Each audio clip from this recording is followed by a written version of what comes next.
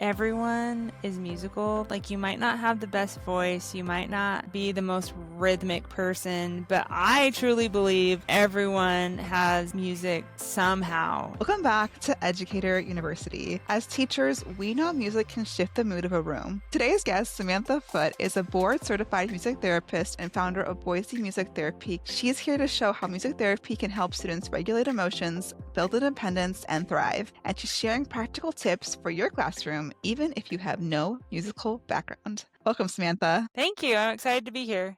So glad you're here. I think just like starting out this conversation for teachers who may not be familiar with it, how do you define music therapy? So, music therapy is just using music to work on non-musical goals. So, we work on cognitive skills, communication skills, motor skills, social emotional, all of that stuff, but we use music to work on those things. So, for example, with motor skills, we might play the piano or play the guitar or play the drums, or for social emotional, work on I do this song where I say, "What does happiness taste like? What does it feel like? What does it smell like? What is it?" Just the 5 senses, the 5 main senses, I should say.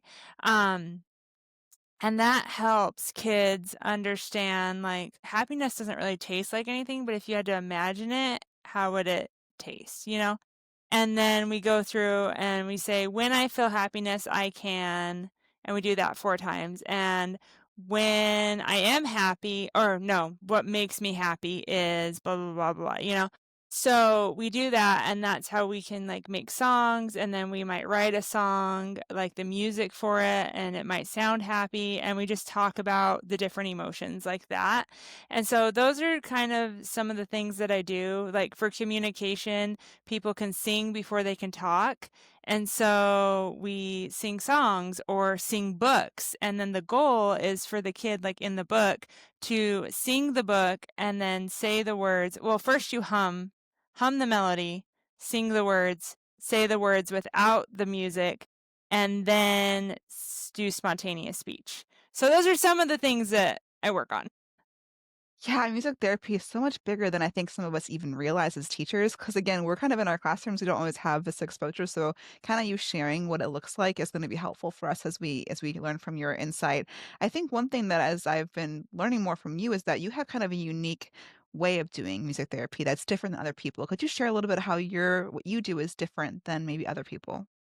So I am trained as a neurologic music therapist and a dialectical behavioral therapy informed music therapist. So I use both of those things to inform my music therapy. And so I typically work with kids with autism, ADHD, like neurodevelopmental disorders. But there's music therapists in hospitals, in schools, in prisons, in like nursing facilities, home health, just a bunch of different places. But I have my own private practice in working with kids with autism and those other things. And so I use the neurologic music therapy and the dialectical behavioral therapy to inform what I'm doing. And that just adds like another layer of just information and knowledge on how to help the kid. I also work with adults, but it's mostly kids. Yeah, I'm really curious about this idea of working with neurodivergent students. How does it support their needs? Especially you're talking about autism. I'm kind of curious, how does that work? Yeah, so I think music is a non-threatening way to enter their world, and music accesses more of the brain than any other stimulus, so it can really work on those different things. And the way it works is it builds new neural connections between different parts of the brain. So where something else might not be able to access all the brain like music does, music can go in there and access all the different parts of the brain, make the new neural connections, and then they're able to do things that they weren't able to do before. So, for example, this wasn't autism, but this kid had hydrocephalus as a baby, and after he had that, he could not understand spoken questions. He could talk to you, but if you asked him a question, he could not answer the question. So, I worked with a speech therapist and I sang questions to him, and that built the new neural pathways in his brain to where he could understand spoken questions after doing the therapy for a while. And so that's just an example of how like music can access different parts of the brain. And so for kids with autism, they might be doing speech therapy, occupational therapy, but it's not quite accessing the part of the brain that they need access. And so you put music in there with it, and that helps access the different parts of the brain that need it so that you can build those new connections. Yeah, I've actually I mean, hearing what you're saying, it seems like music therapy is almost essential for these for many students, it's almost an essential part of them communicating. Yeah, so I think it's also a really easy way to enter their world and have them express themselves where so much of autism is just it's hard to express yourself in a way that people understand. And so like a neurotypical person, an autistic person might get just a little bit frustrated when trying to talk to each other because they're different neurotypes, like the way they communicate is different. And so if you can have music there, it might help them express themselves in ways that they can express through just talking or other things. And I think that's an important thing to remember. Like, for example, my son is in band and he loves playing his instrument, and that's a way for him to express himself. When it's kind of hard for him to express himself verbally, he can express himself through that instrument. Yeah, another opportunity to find self-expression and communicate in a really powerful way. I Yeah. think as I'm listening, I'm thinking every school should have a music therapist, but that's not always the case. I've actually never seen a school who has a music therapist on call. Do you find yourself working in the schools, or is it more private practice? How does it work with that? It's more private practice, at least where I live. There are schools that have it, and technically, music therapy is a related service on an individual education plan or an IEP. And so you have to at least give an assessment for music therapy. It's not saying that that kid's going to qualify for music therapy, but you have to do an assessment. And a lot of parents and a lot of educators don't know that. And I so didn't. Well, I've had schools call me and say, "Hey, this kid's parent is requesting music therapy. Can you do an assessment?" And it's never actually gone to the point where I've made an assessment or done an assessment, but at least people are talking about it now. And so just know that if you think your student or someone needs music therapy, like that is an appropriate thing to ask for in an IEP meeting. that is really useful information because I have been teaching for 15 years and I did not know that. So that is Yeah, good for us to know that we could even advocate that this be an option. So yeah, yeah, yeah. yeah, that's great to know. For teachers who maybe are classroom teachers or maybe they're teaching needs and they have no musical training and they're thinking, I want to incorporate some of the things maybe the students that don't qualify for your therapy or for musical therapy. What are some things that they could do with rhythm or melody, again, with limited or no musical background to help their students regulate themselves a little better? Yeah, YouTube is full of great songs that you can do, like call and response songs or brain breaks. So there's this song called Popsico that works really well with motor imitation. Have you heard of that song? No. So it's kind of like a call and response. So you're working on multiple things at the same time. You're giving a brain break, you're working on communication, you're working on motor skills, and it's just this YouTube thing that comes up, and you can do it with your class even without the YouTube video. But it's just like, so I'd say, "Hey, Annie," and you would say, "Hey, what?" And like, well, I just forgot it, but it's like a call it's a back and forth thing, and then it says, "Show me how you popsico," and then they do this little dance, and if the kid is working on a certain motor movement or you're just doing a brain break in the class, you can do different dance moves, like you could clap or you could tap your head or whatever you wanna do, and it's just like if you're tapping your head, you go "Pop-sico, pop, pop-sico, pop-sico, pop, pop-sico," and then you are letting the kids choose what they're gonna do, and so that's also, like, decision making, so you're working on all those different, like, cognitive skills, motor skills, social skills, communication skills, all within one thing. And so you can do that, and then you can get rhythm sticks and just play different rhythms to different songs. If you wanna sing a song, if you want to put a song on, just on YouTube once again, or just put it on a speaker. You can get these rhythm sticks and you can ask the students, like, how do you want to play right now? Let's all play like Jimmy or whatever, you know? And you can play them in different ways. And I'm, like, trying to play them right now. You can play them in different ways, and that provides, like, stimulation, like, motor skills once again, cognitive skills because 'cause you're decision making, imitation skills, all those different things, you're still working on those just by playing rhythm sticks. There's different musical games you can play. There's a lot of different things. I'm sure you have a ton of things on your kind of list of things that can be used, and those I think those 2 will be just a great start for teachers. Yeah. Even the rhythm sticks, could they just use 2 pencils? Could Oh, that yeah, for they sure. don't I they don't actually saw this pencil, it was just sitting by me, and I yeah. almost picked it up to show you, like, how to do it, but yeah, you can use pencils, pens, whatever. You don't have to have, like, specifically rhythm sticks for it. And I appreciate you mentioning YouTube because I think that things like that where you're just kind of following along and you're not having to some teachers I know are hesitant to sing.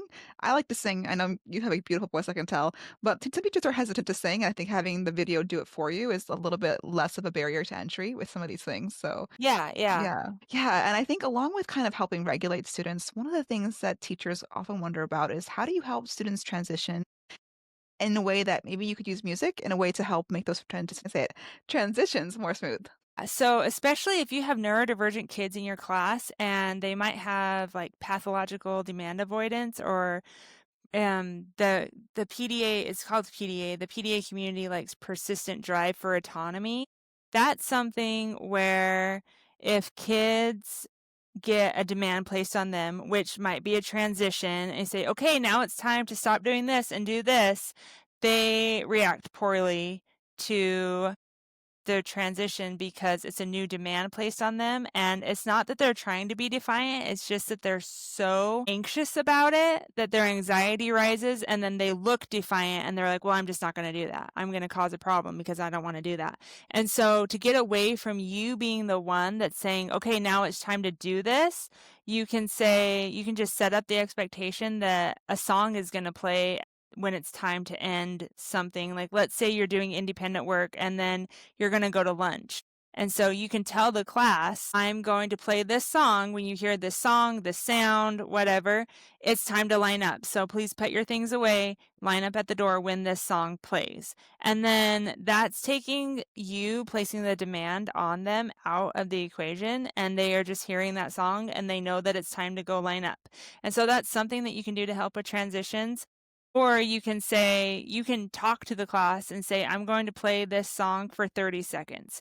When the song is over, that's when you should have your things put away and lined up at the door. Yeah, using songs, and I think what you mentioned is important, using the same song at times to help kinda trigger that brain into that mindset. I will say in my own classroom now, I use the same song for cleaning up every single time.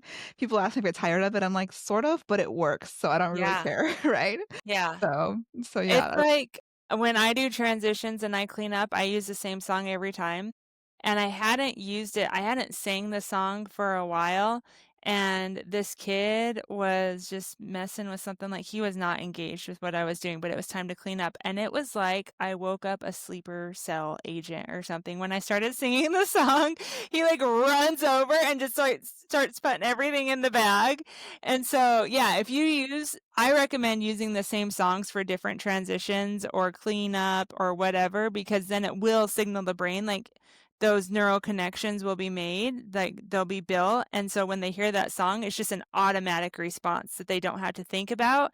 You're not telling them what to do, they don't have a chance to be like, "Oh, I'm not doing that because you placed a demand on me," or whatever, and they know what to do, and so you don't have to talk as much and, like, remind them and all of that. yeah, let the music do the work for you, right? I feel like it's more effective than you, like, being like, "Hey, everyone clean up," just put music on and let it go, Yeah. yeah. So I Yeah. love that. Yeah, I love that as a reminder. Yeah. I think along with transitions, another thing teachers are going to wonder about music therapy is if a student is already dysregulated, they're already to that point, can music be helpful in that moment in terms of helping them come back to center? Absolutely. So whoa, I have a thing called rhythms. What's it called? Rhythms to regulation? I don't know. I just forgot what it was called. I will figure it out. But it's something with rhythms, and it has 5 different tips that you can use to help regulate a student. And one of them that I really like is just listening to music. So it depends, like where the kid's at, if they have access to like headphones and music or whatever. But there's this thing called the ISO principle where you are in one state, you're in one emotional state, and you want to get to a different one. So let's say you're really mad and you want to get to happy. Then you would listen to angry music and then you would slowly move toward happy music. So that's something that you can do, like, if the kid has access to, like, a MP3 player or whatever, just able to listen to music, that's something that you can build playlists before they get to that point, and then you can just hand them over the music, and they can listen to the music, and, there's different things that they can do, like, an appropriate coping skill, like, obviously, if they need to, like, stomp their feet, or they need to do push-ups, or they need to do, like, something to help them relieve, like, physically relieve that emotion, but also while listening to the music can help you process that emotion and then move toward a different emotion. And you don't want to just like, if they're mad, you don't want to just turn on calm or happy music because then they're not going to move through their emotion and they're going to go back to being mad as soon as the song is over, right? And so if you work with like, if the student has an IEP or whatever, then you can work with the team to make like playlists and stuff for them if like, let's just say they don't have an IEP or whatever, you can do different musical games with them. There's this, thing that you can do with drums where you give them a drum and you have a drum, and then you kind of just have a conversation. It's called drum talk. You have a conversation using the drums. So instead of them yelling or throwing things or whatever, they're taking out all their aggression out on the drum. And then you kind of imitate what they're doing. You match their energy, basically. So if they're like really mad and they're drumming really hard, then you drum really hard. And then as they come down from that, then you match what they're doing. So, I mean, that's like if you're alone with a student, you can do that. But there's also different things you can do, like just rhythm games. So, you can clap like, hey, follow me and do like imitation. So it gets their brain out of that escalation and back into something else. You can do call and response songs like the Popsico, just different things like that. Yeah, I really appreciate those recommendations. They're kind of things we could all do. The playlist things, and then we can do kind of before that moment comes. And then the drums, if we're able to have those conversations in a way that I think the biggest thing when I'm listening to you is the idea of matching the energy. That's actually kind of new for me, matching the energy and then bringing it down with them. Because I think the first reaction as teachers is to go, they need to calm down. We're going to calm music. But that Yeah. actually could not be the best thing. And that's really interesting to hear. Yeah. Yeah. Yeah. You want to match where they're at and then slowly bring them to where you want them to be. Yeah, yeah, and I think with social and emotional regulation, that's one piece of the puzzle. Are there ways that we could use music in other parts of our day, like reading, math, science? Are there other ways we can use music as well throughout the day?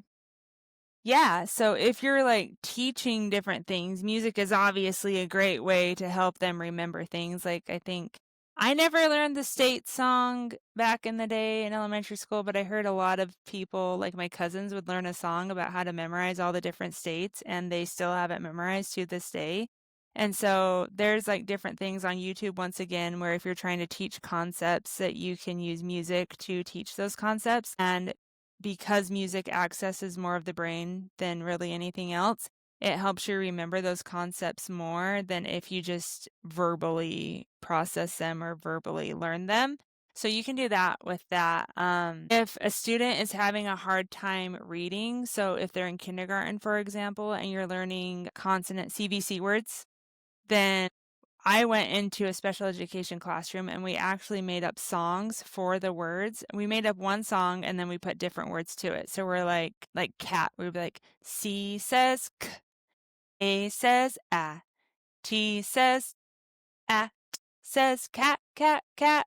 Something like that. And so if they're having a really hard time blending the words together for reading, you can make up a song and help them in that way. Yeah, so many opportunities I think we miss as teachers sometimes. We have a lot going on in our brains, but I But think that yeah. just this hopefully this podcast reminds teachers they can use music to really enhance their learning no matter what subject. Like you said, whether it's younger kids learning to read, science, social studies, all the classes have a moment of music, you know. There used to be, and I'm just thinking about this right now, the School of Rock. Is that am I saying that Yeah, correctly? It was like Schoolhouse Rock. Schoolhouse Rock, that's what it was. Yeah, yeah, Yeah, yeah. and they used to teach, different things with music, you know, Yeah, yeah, so and you can still find those episodes and find those different songs on there, so if you're teaching a concept and you wanna know if they have, like, a song for that, I would just Google, like, Schoolhouse Rock and then whatever concept you're trying to teach and see if they have something to yeah, come up add it with. to the lesson plan, just Yeah, plug and chug, right? yeah, Yeah, yeah. yeah. I'm kinda curious in terms of teachers. We're thinking I think you've kinda opened up my mind, and I think teachers listening to this idea of music therapy and how influential it can be for students. Are there ways that we as teachers can partner if we do get a student that gets access to the supports? Are there ways we can help partner in the classroom with you? Yeah, absolutely. So I that is a very case by case thing, but I would ask the music therapist like, "Hey, what can I do in the classroom that would help support this student?" So, for example, if you see that they're getting escalated, maybe there's a song that you can sing with them or a song that they can listen to or a rhythm game that they can play or something that you can do before they get fully escalated and like having a meltdown or whatever that you can do to help regulate them. Or maybe they're having trouble like writing or whatever. Obviously, you're going to work with an occupational therapist too, but a music therapist can help you be give you some things that you might be able to use for motor skills or communication skills or whatever. But yeah, definitely I love collaboration. I think that's the most important thing, especially in schools. And so if the kid does have an IEP and they have occupational therapy and music therapy and speech therapy, and then the general ed teacher and the special education teacher. I think it's so important for everyone to be doing the same thing and not just do music things in music therapy, but do music things like maybe it will help them in speech therapy, maybe it'll help them in occupational therapy. And then I think the general ed teacher has the hardest job because they have to implement all the things in the classroom. They're because like, if the occupational therapist is working on hand position on a pencil, then you're gonna have to, like, prompt the student to hold the pencil correctly, right? And so, I think that general education teachers definitely have, like, the hardest part when it comes to collaboration, but it's so important to have everyone doing the same thing. Yeah, everyone kind of being on the same page. Yeah. Yeah. For teachers who are listening now, and maybe they made it this far, so awesome job listening to this point, but Yeah. they're thinking, "I am not musical." They're thinking, "I just feel like I can't hold a beat." Is Yeah. there something you might tell them that would help them feel more kind of inclined? You mentioned kinda using YouTube. Are there other things you think, like, to give them a little confidence to use music if they feel like they have no musical inclination at all? Yeah, so on every Apple device is GarageBand, and you can make up songs using GarageBand. They have pre-designed beats in there that you can do, and you can make songs really simply. And so that might be a fun thing to do with students and kind of dip your toe into making music. And then if you don't have like an Apple device, then they have Launchpad, I think it is, for Android devices and you can do that. And just know that everyone is musical. Like, you might not have the best voice, you might not be the most rhythmic person, but I truly believe that everyone has music somehow in them and they can do something musical. And honestly, like, older kids might be mean if you have like a quote unquote bad voice. But younger kids do not care. They just want you to have fun with them. And so if you are concerned that maybe you don't have the best voice or you're not that rhythmic or whatever, use YouTube. That's my best recommendation is just get music in your classroom using YouTube and it will do it for you. Yeah, using your art resources is such an important part, and I think you said too, it's so important to remember those little ones, they don't care. They just want you to have fun and they want you to sing. I like that reminder. Really Yeah. helpful for teachers, especially the little ones. Just go ahead and do it. They'll like you either way. Yeah, So, yeah, for sure. yeah, yeah. Are there any final thoughts that we haven't yet covered that you wanna share with teachers today? Yeah, just I think we kinda covered it, but don't be afraid to use music. If you want to use music, but you don't know how, you can go to cbmt.org and you can find a music therapist in your area, or you can just email me at samantha@boisemusictherapycompany.com and I can help you find some ways to use music in your classroom. Thank you so much for sharing that information and helping teachers have access. I have some fun questions I always end the interview with. There's some Okay. 4 little fun questions. The first fun question here is a favorite teacher lunch. So I love sushi, and if I could eat it every day, that would be cool. And you can eat it like on the go, you know? So that's important because I'm in my car a lot, driving to different people's houses. So anyway, Yeah, that's you all. can't go wrong with some rice and Yeah, seaweed and some good yeah, fish. Love it. yeah. Yeah, I love it. I love it. yeah. I thought I was getting it the other day and then the lunch got canceled and I got really sad and I should have just went and got it anyway, but I was like, no, I won't go out to eat. I'll save money. It's very sad. It's very, very sad. I've actually made it Yeah. at home before. It's not the same, but I've tried Yeah. making it at home, Yeah, my but husband makes it. yeah, So, yeah, that's awesome. he loves it. Second question here for fun questions is your best behavior management or emotional regulation tip? The ISO principle, use music. So just as an example, my sisters are a lot younger than me and they were all teenagers and I was at my parents' house. I was like in my 20s, like late 20s, and my sisters were driving my mom crazy and everyone was arguing and whatever, and my mom just turned on music and started dancing and everyone kind of forgot what they were arguing about, and we just kind of all danced around. And so, sometimes doing unexpected things with music can just help your body.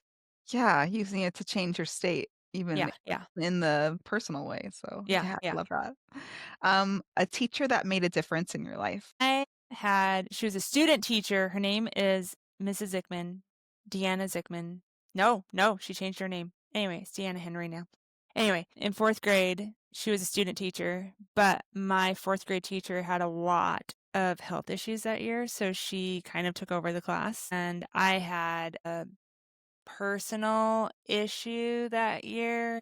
Like, someone died in my family, and she had that same thing happen, and she was so kind to me, and she gave me, like, this locket to always remember the person that had passed away, and then she was my 5th grade teacher because she became, like, a legit teacher, you know, and a licensed teacher, I guess you could say. And, so that was really awesome, just that 4th and 5th grade, those she really helped me through, like, a really difficult time, and I was just really grateful for her. What a positive and beautiful impact to have that Yeah, connection. Yeah, thank you for yeah. sharing. Last fun question here is the last lesson you taught. Last lesson I Oh, we use music, so this is super cool. Music can help your brain do motor skills, like we've talked about, and so it helps people walk at a more consistent gait sometimes, and so I'm working with this girl, and she usually wants to go to her parents all the time, and she wants to not be in music therapy because I tell her no, and then she gets mad at me, and then she wants to leave. So I started using a metronome for all the interventions that we were doing, and she has been, like, way more compliant, I wanna say, like, she's willing to try things that she wouldn't be willing to try before, and she's not going to her parents as much, and so we're making a lot of progress with her motor skills because I'm using that metronome, and I don't know what the met I okay, there's research that supports it, I just can't explain all the research that supports what is happening in her brain to help her with those motor skills, and that just makes me really happy. That was the last thing that I did. Yeah, using that metronome, helping with the motor skills. Awesome, awesome. Well, Samantha, thank you so much for being on. I know teachers are going to get a lot of value from what you've shared about being music therapists and how they can use music in their classroom. I think they're going to want to get a hold of you. So where can they reach you? And I'll be sure also to link it right below the video in the description.